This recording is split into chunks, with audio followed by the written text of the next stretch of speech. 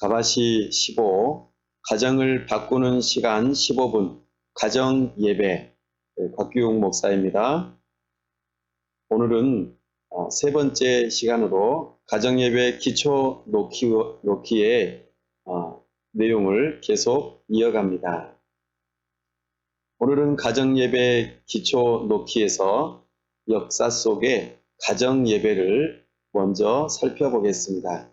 시편 78편 1절에서 8절 말씀 함께 보겠습니다. 시편 78편 1절에서 8절 말씀 제가 봉독합니다. 아삽의 맞쓰길 내 백성이여 내 율법을 들으며 내 입의 말에 귀를 기울일지어다. 내가 입을 열어 비유로 말하며 예로부터 감추어졌던 것을 드러내려 하니 이는 우리가 들어서 아는 바요 우리의 조상들이 우리에게 전한 바라. 우리가 이를 그들의 자손에게 숨기지 아니하고 여호와의 영예와 그의 능력과 그의 행하신 기이한 사적을 후대에 전하리로다. 여호와께서 증거를 야곱에게 세우시며 법도를 이스라엘에게 정하시고 우리 조상들에게 명령하사 그들의 자손에게 알리라 하셨으니 이는 그들로 후대 곧 태어날 자손에게 이를 알게 하고 그들은 일어나 그들의 자손에게 일러서 그들로 그들의 소망을 하나님께 두며 하나님께서 행하신 일을 잊지 아니하고 오직 그의 계명을 지켜서 그들의 조상들 곧 완고하고 패역하여 그들의 마음이 정직하지 못하며 그 심령이 하나님께 충성하지 아니하는 세대와 같이 되지 아니하게 하려 하심이로다. 아멘. 오늘은 역사 속 가정 예배를 하나하나 살펴보면서 우리가 가정 예배의 기초를 놓을 수 있기를 바랍니다. 먼저 구약 시대와 신약 시대의 초대 교회의 모습을 잠시 살펴보겠습니다. 구약에서는 가정 예배라고 직접적인 용어를 사용하지는 않지만 아담과 하와의 그 두 아들인 가인과 아벨은 하나님께 예배를 드렸습니다.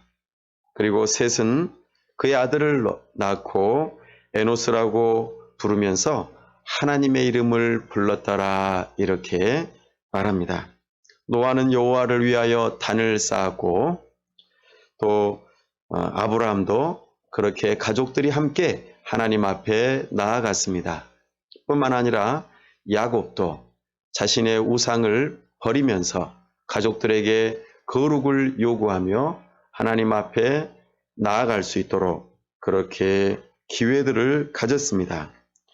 여호수아는 온 백성 앞에서 나와 내 가족은 오직 하나님 한 분만을 섬기겠다고 선언하였습니다.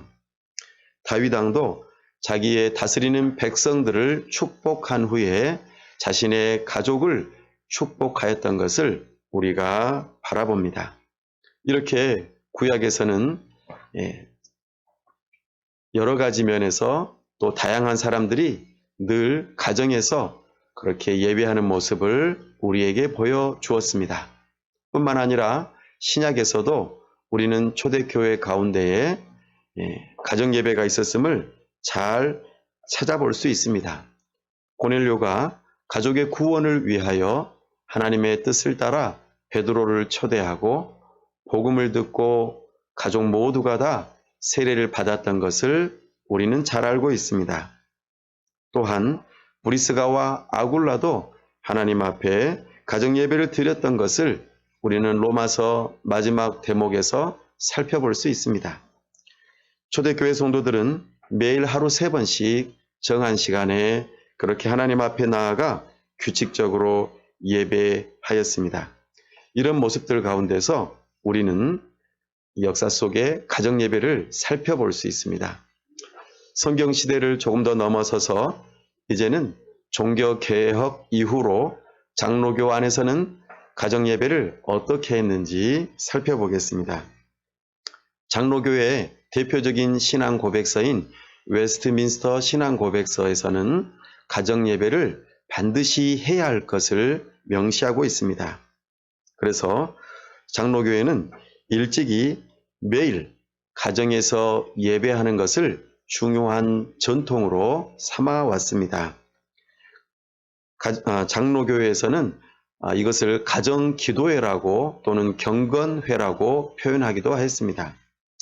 신자의 일차적인 의무인 바 가정마다 행할 것이니 매일 성경을 보며 기도하며 찬송함으로 행할 것이다.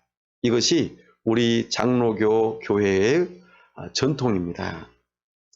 종교개혁 시대에 마틴 루터가 가정에서 예배하는 모습을 우리가 역사 가운데서 찾아볼 수 있습니다. 종교개혁의 영향으로 유럽의 많은 나라들이 가정예배를 실시하였고 스코틀랜드에서는 가정예배가 가장 활성화되었습니다. 1647년 가정예배 규칙서에서 보면 그들은 의무적으로 한 자리에 모여서 가정예배를 드려야 한다 이렇게 기록하고 있습니다. 더불어 스코틀랜드 장로교회 총회에서는 이 부분을 좀 더 구체적으로 실천할 수 있도록 신방을 할 때 규정해 놓고 있습니다. 장로들은 각 구역을 돌아보고 그렇게 가정을 살펴보면서 반드시 질문해야 할 것이 한 가지 있는데 바로 그것이 가정 예배를 잘 하고 있습니까? 라고 물어보는 것이었습니다.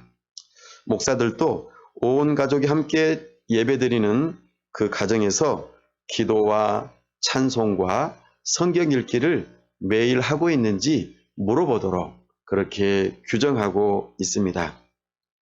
그래서 당시 스코틀랜드 장로교회에서는 이렇게 가정예배를 생활의 척도로 삼았다는 것을 우리가 역사 가운데서 살펴볼 수 있습니다.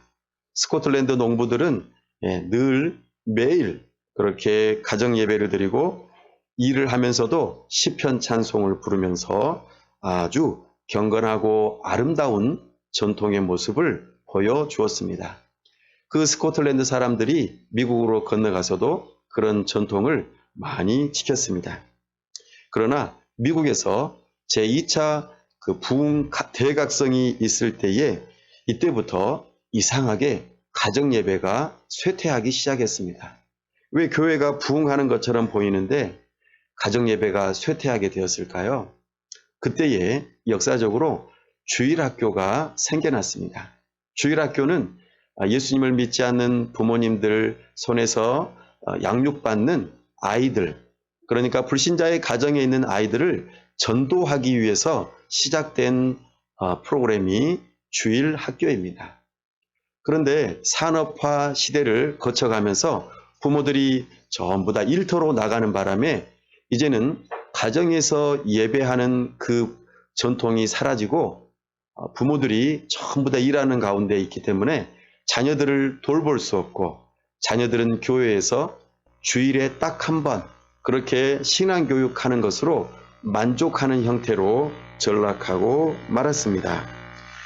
그렇게 2차 신앙 부흥운동을 통하여서 교회는 많이 숫자가 늘어나는 것처럼 보였지만 정작 가정은 무너지는 일들이 점점 생겨나게 되었습니다.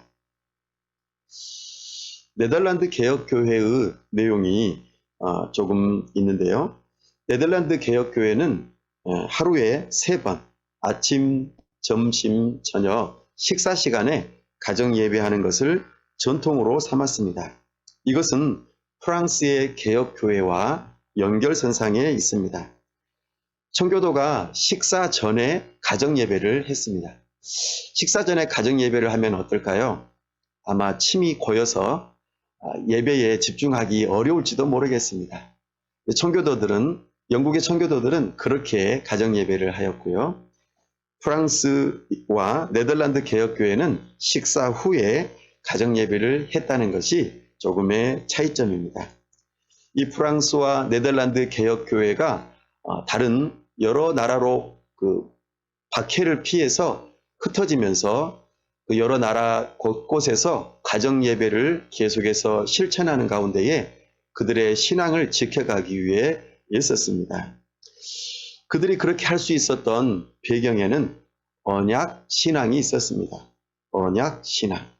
언약 신앙이라고 하는 것은 바로 하나님의 말씀에 순종하면 복을 받고 하나님의 말씀에 불순종하면 저주를 받는다는 이것이 언약 신앙입니다. 언약 신앙을 따라서 부모님들은 자녀들에게 부지런히 하나님의 말씀을 가르치고 순종할 수 있도록 애쓴 것입니다. 만약에 그렇지 않으면 우리 자녀들에게 하나님의 진노와 저주가 임하게 될 것이라는 하나님의 약속의 말씀을 믿었던 것입니다. 가정예배의 회복은 사실 교회의 회복으로 이어지게 될 것입니다. 그리고 교회의 회복은 나라 전체가 발전하는 일로 이어지게 될 것입니다. 오늘 우리가 우리 교회의 미래를 알아보고 싶으시면 지금 현재 우리 교회가 가정을 어떻게 중요하게 여기고 가정 예배를 하고 있는지 그 문제를 살펴보면은 금방 미래 교회의 건강성을 알아볼 수 있을 것입니다. 우리나라는 개신교회가 아주 독특하게 성장하고 발전하였습니다. 전체 인구의 4분의 1이 기독교인이라고 할 정도로 굉장한 부흥을 이루어 왔습니다.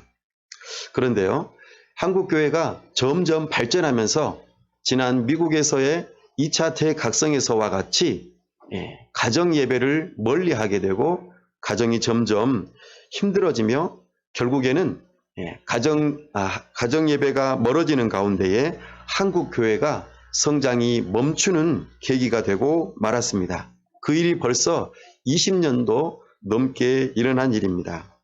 오늘날 한국 사회는 너무나 바쁩니다. 그러니까 피곤하죠. 바쁘고 피곤하기 때문에 가정을 돌볼 만한 여력이 없는 것입니다. 가정 예배를 드리지 않으면 우리는 여러 가지를 잃어버릴 수 있습니다. 첫 번째는 가족 상호 간의 신앙적인 그 관계 형성이 힘들어지게 됩니다. 신앙적인 말을 할 수가 없는 것이죠. 또 가정 예배를 드리지 않으면 세상에서 세속적인 양식을 섭취해서 위험성에 노출될 것이 분명합니다. 그리고 세 번째로는 사탄이 우리와 우리의 자녀들을 자신의 종으로 삼기 위해서 열심히 훈련시키고 그렇게 변하게 만든다는 것이 큰 문제입니다. 하나님께서는 부모에게 자녀들의 신앙 교육을 책임지도록 그렇게 맡겨 놓으셨습니다. 그러나 우리 한국교회는 이것을 지금 많이 잃어버린 상황입니다. 가정예배는 자녀에게 신앙을 전수해 줄 수 있는 가장 좋은 방법입니다. 구약과 신약 그리고 우리가 지금 살펴보았던 종교개혁의 모든 전통들 가운데에서 가정예배는 반드시 필요한 것입니다. 가정예배는 가장 오래되고 검증되어진 가정경건생활의 기본이고 신앙교육의 최상의 방법입니다. 오늘 역사 속 가정예배의 내용을 정리합니다.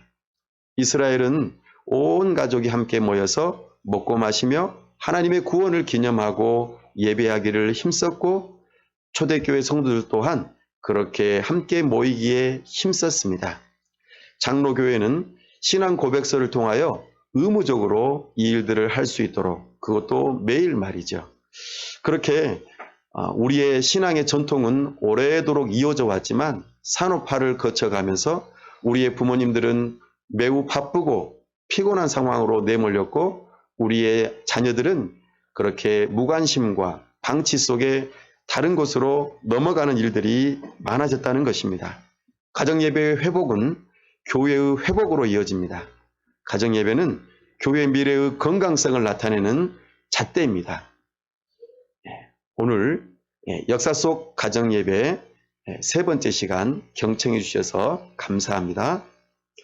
궁금하신 내용이 있거나 또 하시고 싶은 말씀이 있으시면 유튜브에 댓글을 남겨주시거나 문자를 남겨주시면 감사하겠습니다. 한 15분 정도 쉬었다가 네 번째 시간으로 이어가겠습니다.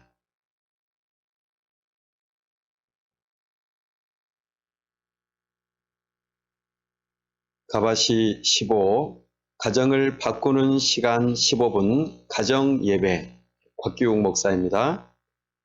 이제 네 번째 시간으로 이어집니다. 계속해서 가정예배 기초를 놓는 일로 한 가지 더 살펴보겠습니다. 네 번째 시간에는 사사시대 가운데 한국교회라는 주제로 우리의 현 주소를 살펴보기를 원합니다. 하나님 말씀 사사기 2장 10절입니다. 사사기 2장 10절 우리 함께 낭독합니다. 시작. 그 세대의 사람도 다 그 조상들에게로 돌아갔고 그 후에 일어난 다른 세대는 여호와를 알지 못하며 여호와께서 이스라엘을 위하여 행하신 일도 알지 못하였더라. 아멘. 여기서 주목해 볼 만한 한 단어는 다른 세대라는 것입니다. 다음 세대가 아니라 다른 세대. 사사시대는 우리가 성경을 통하여 어느 정도 알고 있습니다. 매우 어려운 시기였습니다. 그것이 마치 오늘날 한국 교회의 모습과 비슷하다 여겨집니다. 한국 교회는 벌써 20년 전부터 성장이 멈추었고 또 거품을 걷어내면서 실제적인 기독교인의 수가 얼마 되지 않는다는 것을 우리는 발견하게 되었습니다. 이렇게 기독교가 점차적으로 감소해가는 그 추세, 이 문제를 우리는 어떻게 바라보아야 할까요? 네, 여러 가지 이유들이 있겠지만 우리는 그 문제에 대해서 딱히 답을 찾지 못하는 경우가 현재까지 이루어지고 있습니다. 근본적인 대책이 필요할 것입니다. 여기에서 우리는 한국교회가 살아나기 위해서는 교회에서 무언가를 해야 할 필요도 있겠지만 그 무엇보다도 강조하고자 하는 바는 가정이 살아나야 합니다. 가정에서부터 우리는 그 근본적인 문제를 발견하고 그리고 해결하고자 했을 때에 교회가 살아나고 우리 기독교가 살아나는 역사가 있게 될 것입니다. 우리는 출애굽 이후에 가나안 땅에 들어가 출애굽 2세대를 넘어서 3세대, 4세대로 넘어가는 그 과정에서 오늘 본문을 접하게 됩니다. 다른 세대는 여호와를 알지 못하며 여호와께서 이스라엘을 위하여 행하신 일도 알지 못하였더라. 출애굽할 때에 애굽에서 나올 때에 그 이스라엘 백성들은 대부분 다 광야에서 40년 동안 지내면서 죽었습니다.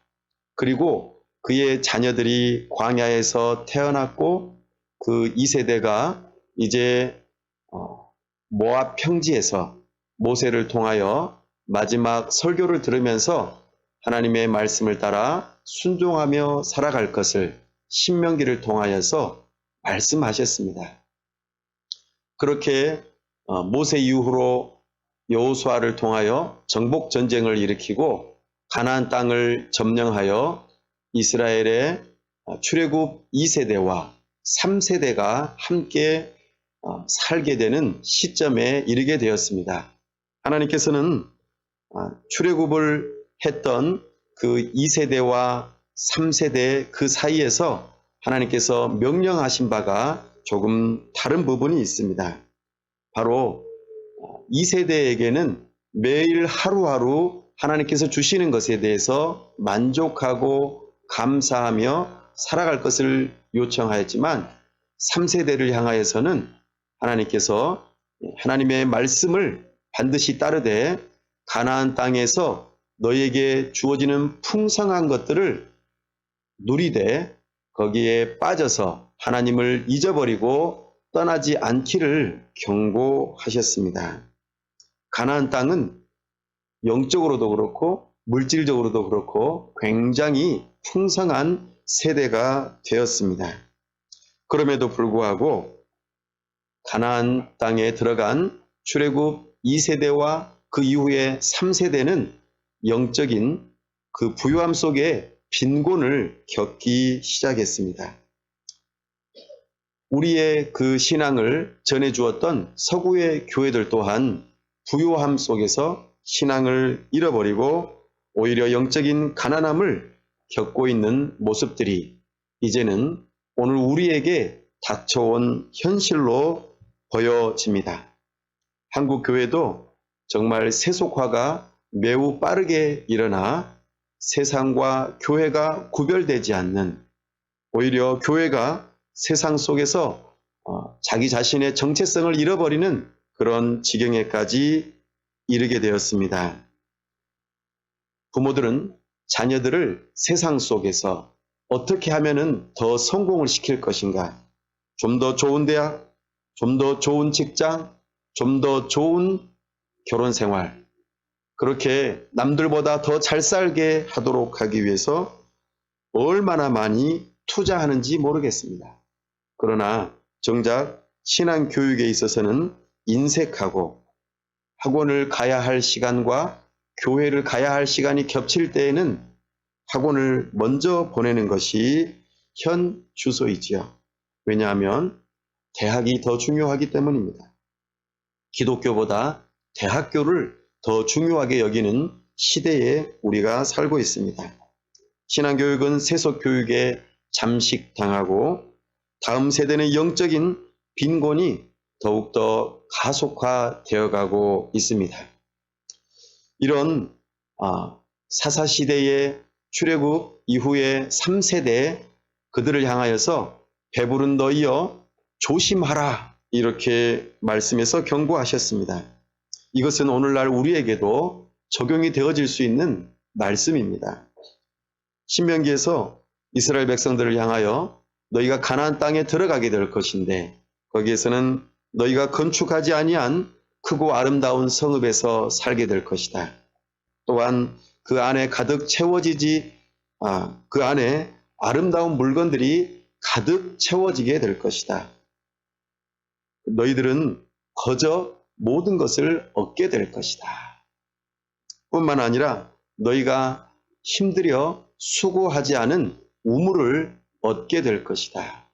우물을 하나 얻기 위해서는 땅속으로 150m, 200m를 파 내려가야 하는 고된 일인데 이것을 거저 주시겠다 하는 것이죠.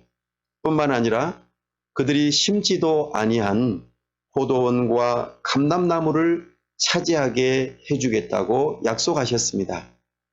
포도나무와 감람나무 이것들의 열매를 얻기 위해서는 수년에서 수십 년의 시간이 지나야만 열매를 얻을 수 있습니다. 이스라엘 백성들은 가나안 땅에 들어가 이 모든 것을 선물로 받고 먹을거리가 걱정 없이 참으로 배부르고 부족함이 없는 상황이었습니다. 이것은 마치 대한민국의 오늘의 현실과 비슷합니다. 한국 전쟁 이후로 폐허가 되었던 이 나라가 오늘날 얼마나 잘 살게 되었는지 모르겠습니다. 깨끗한 도시 환경, 또 많은 물건, 스마트폰은 필수이고 컴퓨터가 집집마다 몇 대가 있는지 모르겠습니다. 부엌에는 아름다운 접시들과 또 냉장고에는 가득한 음식들이 있습니다. 수도꼭지만 틀면 깨끗한 물, 따뜻한 물이 콸콸 쏟아지는 참으로 먹을 것 때문에 또는 여러 가지 복지적인 시설에서 전혀 걱정 없는 그런 대한민국이 되었습니다. 오히려 먹는 것이 문제가 아니라 너무 많이 먹어서 비만이 문제인 시대에 살고 있는 것이죠. 하나님의 은혜가 아니고서 어찌 우리가 이런 것들을 경험할 수 있겠습니까? 이 일에 대하여 조심하라. 배부른 너희여 조심하라고 우리 주님께서 말씀하십니다.